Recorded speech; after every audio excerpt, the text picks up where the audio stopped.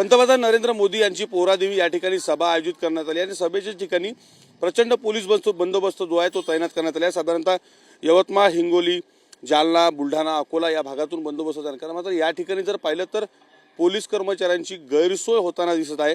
अक्षरशः पाण्यासाठी पोलीस कर्मचाऱ्यांना या वॉलचा सहारा जो तो घ्यावा लागतोय। आपण पाहू शकतो की हा सभास्थळाच्या परिसरामध्ये एक पाण्याचा वॉल आहे आणि या वॉलमधून जे पाणी लिकेज होत आहे ते पाणी या ठिकाणी कर्मचाऱ्यांना प्यावं लागत आहे।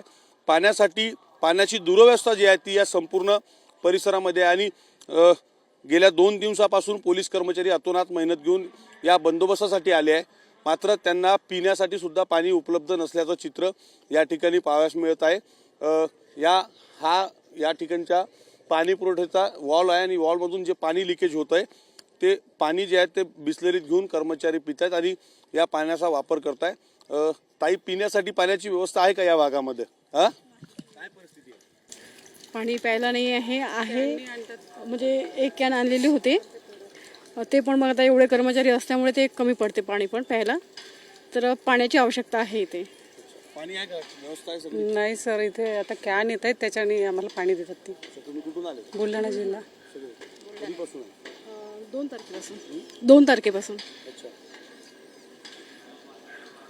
साधारणतः जर पाहिलं तर 3 दिवस झाले आहेत कर्मचारी या ठिकाणी कर्तव्यावर हजर आहेत आणि या ठिकाणी पिण्याच्या पाण्याची सुद्धा व्यवस्था जी आहे ती या ठिकाणी नाही आणि गैरसोय जी आहे ती पोलीस कर्मचाऱ्यांची या ठिकाणी होत आहे। या वॉलमधून पाणी जे आहे ते कर्मचाऱ्यांना या ठिकाणी प्यावं लागत आहे अशी परिस्थिती या ठिकाणी आणि प्रचंड मोठा पोलीस बंदोबस्त या संपूर्ण दौऱ्याच्या निमित्तानं तैनात करण्यात आलेला आहे।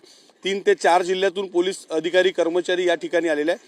मात्र या पोलीस कर्मचाऱ्यांना सुद्धा पिण्यासाठी पाणी नसल्याचं चित्र जे आहे ते या ठिकाणी पाहावयास मिळत आहे आणि या वॉलच्या माध्यमातून पाणी सभास्थळी या ठिकाणी प्यावं लागत आहे। कॅमेरामन प्रसाद पवारसह विवेक गावंडे, TV9 मराठी, पोहरादेवी, वाशिम।